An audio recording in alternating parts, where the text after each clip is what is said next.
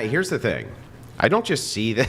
I don't see this in one occupation. I see this across occupational boards. Like, for instance, women are often in HR departments, and they usually make things 200,000 times worse for everybody because they're in HR departments, and it's just awful. They're just awful in HR departments. But why are women in HR departments? Because normally, like, I think that kind of goes back to like the systemic change. I'll tell you, we're well, in HR because that's all we can do. Yeah, hang on. Right? I'll explain why. I'll explain why in HR departments they're problematic, especially when it comes to men. So, HR. I'm going to tell you, this is true. When you go to a human resources department, they have psychological training courses that they often go through. And during the psychological training courses, they're taught to use a specific tone, which is designed around the feminine, just like in school. In schools, men are disadvantaged. Boys are disadvantaged because it's usually a feminine curriculum. And that's why women excel in school, men don't. They have a feminine curriculum. This idea of like, sit at the table, have your hands folded, listen quietly while the teacher's teaching. Men don't do that shit.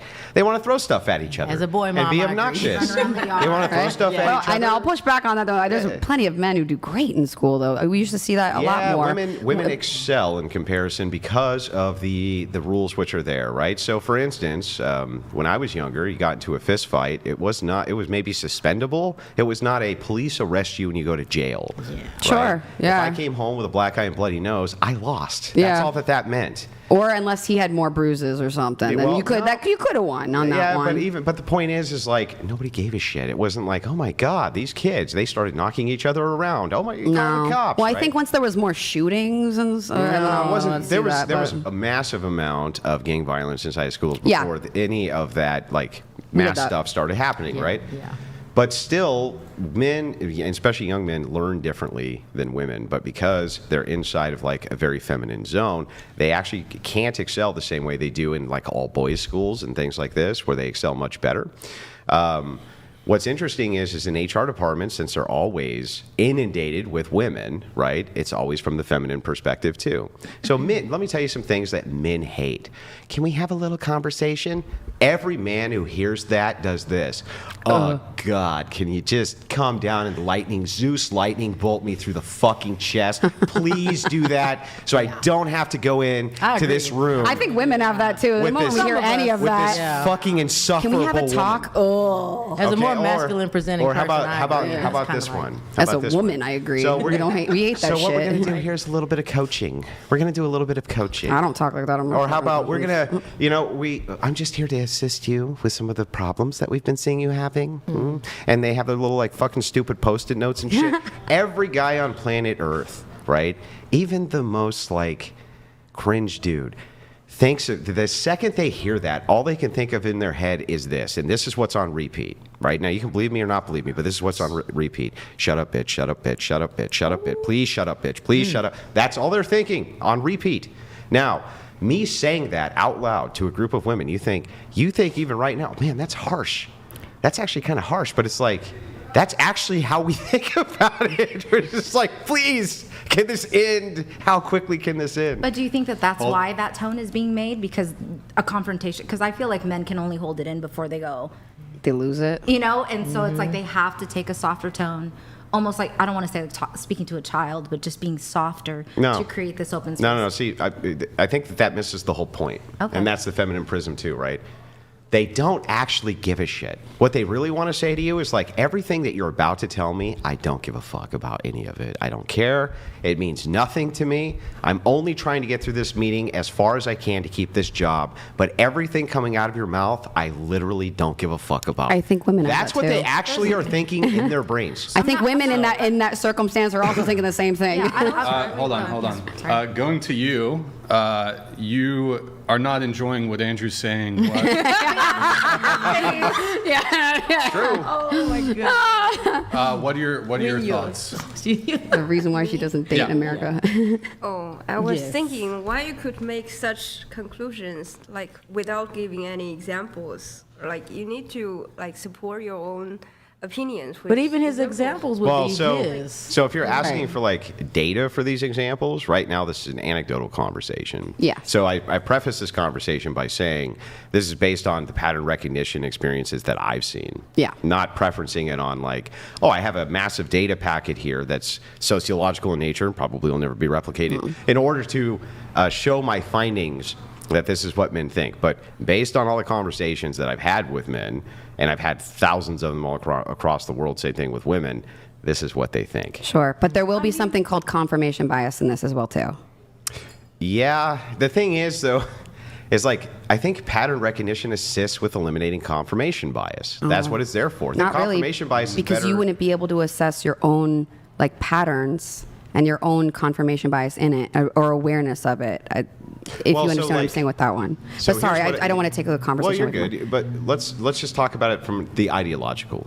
You can hold ideologies which are false based on confirmation bias like you're talking about. Many people do. Yeah. Until they are moved into a position where their ideology is tested and doesn't fit with the pattern, then they enter cognitive dissonance. Because their confirmation bias shatters based on new pattern recognition. You hope, but it actually doesn't happen unless they're like forced to recognize it and forced to face the information. That would be new patterns. Now, what we see in dating is confirmation bias is huge. Yeah, of course. If you have a belief system that all women, all men are shit or nothing, or all women are toxic, I'm sorry, but if you put someone in a room full of quality people or nice people, they'll make it up in their head. You will make it up in your head. Yeah, you will actually physically hear it differently, and you will repeat it back differently. You can ask someone with confirmation bias. I would never say that the idea of like all women are shit. No, I was giving an example of that. Right? I know you didn't say that. Like in these monolithic tones. No. But I do think. But we generalize.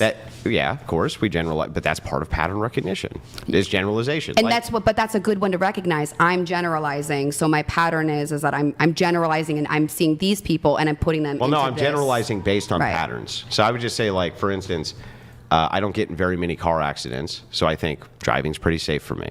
That would be a pattern that I would recognize, right? But if you were to see the data. But if I were to, how about I were to be moved to a large city where there was massive traffic congestion, and now suddenly I'm driving a lot more, and I'm getting into more accidents, I might enter into like, oh shit, my pre-assumption about driving being safe is actually driving's only safe under these circumstances. If that happened, but you could also go to that big city and suddenly only drive 2 p.m. when there's no traffic. Sure. So you could absolutely still hold that belief system. But that makes my point for me. It's safe to do. Right, but that makes my point for me that the ideology, unless presented with new patterns, is going to hold still based on pattern recognition. Yes, based on pattern. But that's why it's on the individual as well too. So. You said like women are like less like not available but reliable for like advice and stuff. Like for me it's much different. Like growing up in the South, like my mom and my grandmother and my aunties, like those powerful women were the ones leading the family, like giving advice, cooking all the meals, and like I couldn't really name maybe like one or two males that really had a dramatic impact on my life where I would say like, oh yeah, like well, I need you to remember this though. Yeah. That I didn't actually say who was more available for advice. No, that was a bad. That was what a bad I said term. was who was better if you the asked. ones I would actually go to. For advice. See, for me, it wouldn't be a man because I actually said women are more available, more available for but advice, the good advice, more likely to give depends on it. the subject. I think it depends on what you're asking them advice on. Right? Because women would be experts on makeup, for example, like stereotypically. Or raising kids. Well, here's the thing. Why the fuck would a guy go to a girl for advice on makeup? We can answer that. We're in LA. Just give me an example. Like women are excelling I mean, let's in certain things. actually dive into like the examples, right? Okay. Sure. So the example of like makeup. Well, guys aren't going to go to fucking women for advice on makeup. I'm just so don't saying, wear it. like when women go to other women for advice, it's on their expertise. What would men be going to women for advice for? Emotions. On how to get women. That's about it. Right? How to keep it. When you think about it, like let's break it down. A woman who there's makes a lot not of money. actually that much. Yeah. For men to go to women for advice on. So if they wanted to talk to very wealthy people, plenty of men who are very wealthy, usually more wealthy than women. If it was going to come down to an occupational like skills, There's no way women are going to get better advice on electrical, roofing, concrete mixing. It depends. Just no, like it I doesn't said, depend. makeup was one of them. It doesn't depend. What woman are you going to go to for advice excel. on mixing concrete? Come on. Well, some women would be better at on. sales specifically. Sales. Yeah. But here's the thing. Even then, right? Wouldn't you, if you were a man, go, okay, well, there's some disadvantages I have immediately, like I don't have boobs and I'm not cute and I don't have this and I don't have that. You're going to go to who for the best advice on how to sell shit as a man? Men. I think you're going to go with, someone that looks like you, that way you're like, how do you do what you do? And with that part I agree with. But advice for women on if they're the person you're trying to sell to. You get advice on being better at sales through that. That would be market research. Except the most successful marketers on planet Earth were men. But they probably asked women. And they got the entire planet to smoke. And they got the entire planet to do all of these other things, which are... This isn't the greatest argument right now. Well, actually, it is. No, I'm kidding. It is. I got imagine all the bad... But you said good advice. Well, imagine that you can actually get through crafted propaganda, the whole population to smoke. That was men who were able to at least craft that propaganda. It worked for men and women. Yeah. So it's like, and they weren't like, and by the way, that was like the most misogynistic society ever. They weren't. I think that's what she said was that men were the first ones who could get in that role, and I think that. So they have, they're a step ahead of women. That's in what's changing. roles. Like now, I'm an executive chef. When you wouldn't really see executive chefs in a female role. Like now, my fiance is a pilot. Like women are terrible at marketing. Oh, actually, let me give you some advice. Well, how many women are in that marketing field? Do you remember Bud Light? Bud Light had a massive controversy where they put Mulvaney on a Bud Light beer can, right? And then lost the entire market share of Bud Light, spearheaded by a woman, right? Spearheaded by a woman trying to sell this beer, not because she understood. Dylan a woman. What's that? Well, that depends on, because I know a little bit about your background that I'm assuming you don't see Dylan Mulvaney as a woman. Yeah, I see the woman in charge of the marketing campaign as a woman. Okay. The woman in charge of the marketing campaign who had a vagina is definitely a woman. Yeah. By any criteria I can think of. Okay, I didn't know if you were talking about Dylan specifically or if your opinions had changed. No, the person who put Dylan on the can. Okay. That was a female in charge of that. Completely fucked it all up, right? There's multiple marketing campaigns actually I can point to that women spearheaded that they fucked up because they don't take in the male element. They take in the female element. That was a campaign. I think that's something to learn for sure. That was a campaign I'm sure we can point to men failures as well too, but what I mean on marketing. But there was a study that did come out, and I can't remember the guy's name, so I haven't gotten to say it. But he just there's studies that have come out. We can debate it or whatever, but apparently women make excellent CEOs and better CEOs. No, they don't. There's data on that one. No, but here's the thing. You can look on that one. Someone else can Google that. There's also data on this. There's also data that says that if you have corporations that do diversity hires, they actually do better than corporations that don't. That was a study that came out that I was just debating the other day, till I came into the debate with all of the modern refutations to the study based on, of course, the new evidence which emerged when they went back to replicate that study. Turns out those companies were already doing great. They just had so much money they were able to start playing with Costco? DEI. There was tons. There was a bunch of Fortune 500 S&Ps. Right. They just had so much money that they were able to start playing around with this model. Right. That's not a it wasn't that model made them rich. They were already fucking rich. They just had enough money that they could start playing with the model. What's the term for that? That's damn, I'm blanking on it. No. You know when like something looks like it's coming from this? There we go. Correlation. It was a correlation, not a causation. Exactly. Correct. Exactly. So just they actually said like they took a correlate. They took a correlate and then pretended it was a causation when it wasn't to affirm a bias. Yeah. So the thing is like anytime I look at this stuff, right, I realize that whenever it's led by empathy first, which women usually lead their morality by empathy first, it's usually a massive failure.